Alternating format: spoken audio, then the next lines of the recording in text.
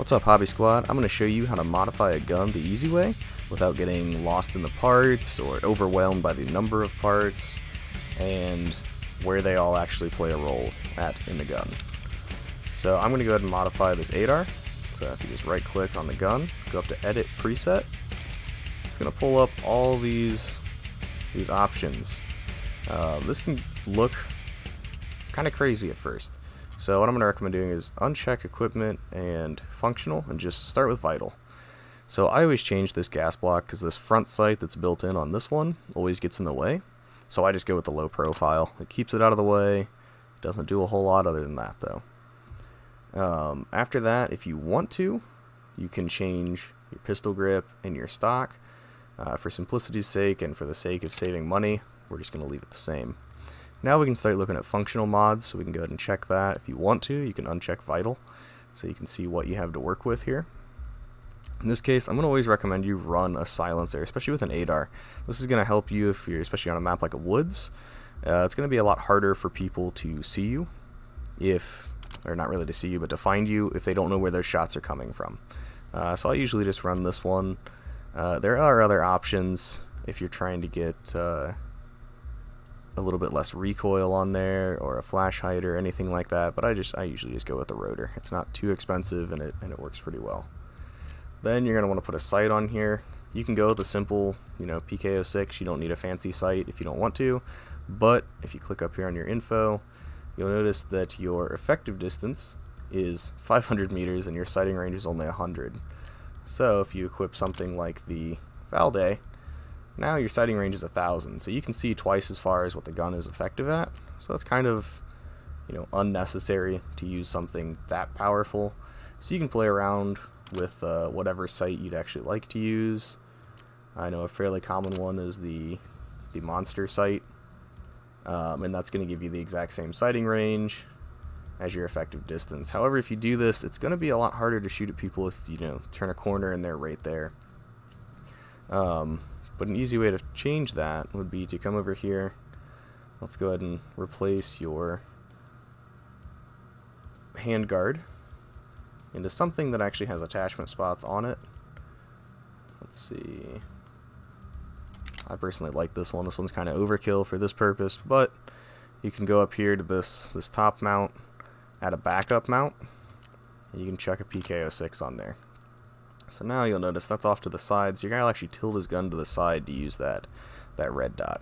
So that's another option that you can do. For the sake of this, we're just going to go back to our simple build. We'll leave the monster sight on there. You can see there's no point in adding a rear sight at this point, and you really don't want to modify your stock, because then you're going to have to add a pistol grip, and then you're just spending more money. After that, the last thing you're going to add is a magazine.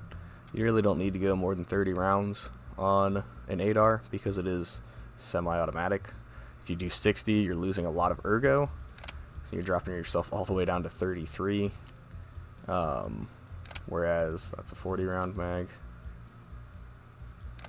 I usually just use something like this 30 round mag here, just to give yourself a decent gun. It's not going to be anything super crazy, but you're on your way to starting to mod your gun, and once you get used to it, you don't have to uncheck any of these. You can just go through here and say, oh, well, I want to put this stock on it. Say I like this grip, I like this stock. Yeah, I want to change that handguard because I need to be able to put a ton of attachments on here. Let me get my side sight. You just go crazy, try new things. Put a foregrip on here. And I mean, this is still an ADAR. You're still single fire right here, but you look like you're there to actually, get some work done. Toss a 60 round mag on there because I don't care about my ergo anymore. There's a whole lot you can do. It can be fun. Sometimes it's not practical, but just to come in here and start, trying to see what all you can actually put on your gun. So this is still an ADAR. This is still single fire.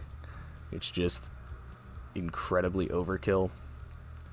But like I said, it's fun to see what you can actually change, and being able to sort it by, only vital parts right here makes it a lot more manageable. So just remember, you can sort these out and see everything you've added. So now let's say this is what we've settled on. We are dead set on building this amazing ADAR. So we're going to go here and we're going to click assemble.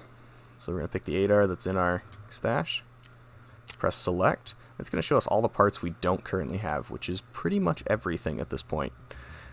So you can have it include parts you already have, so like the 8R already has the charging handle on there, so we don't need to buy that. So I always leave that checked. Then you just press buy parts, and it's going to pull up all these parts on the flea market. Now, you'll notice that these are not available. It's because you're only looking through traders. So if you're trying to actually get favor with traders and you're trying to spend more money with them, it's not a bad idea. But if you get rid of that, it's going to pull it up by the best price. So these are currently the best prices for your guns. Now, it might not always be in ruble. As you see, we do have some US dollars there. But this is everything that you don't have already for your gun. And you can choose to purchase all, or you can purchase them individually if you want to look somewhere else, or search by a different currency type. That's entirely up to you. So once you've bought all your parts, they're going to show up in your inventory here, all around your gun, wherever everything is.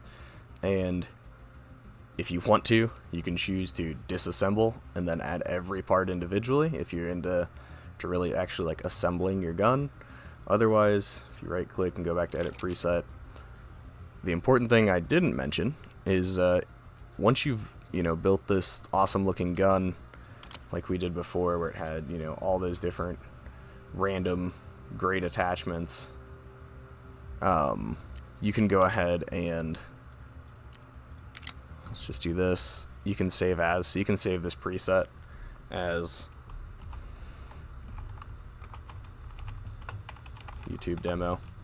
So if we save it as this, now it's in here. So if we were to go to assemble it, go ahead and back out of this. So we bought all our parts. All the parts that we had in that preset are saved here, or are in here. You go to edit preset.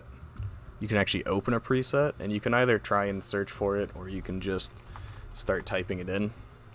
Pull up YouTube demo. It's going to open it, and it'll have anything you saved at that preset. So if you ever modify this preset, just make sure you go ahead and save it as a new preset. And it has the same name, so that's fine.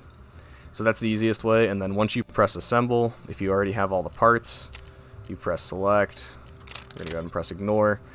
But it'll actually, if you have them all, it'll build it for you right there, since you won't have to buy any more parts. So as you can see, it disassembled this because I already had that part sitting down here in my inventory, because that is one of my more commonly modified guns, is I usually change what's on the 8R. So I already had that in stock, but you can see it did that swap for me. It did pull off the wooden handguard because that wasn't part of the build.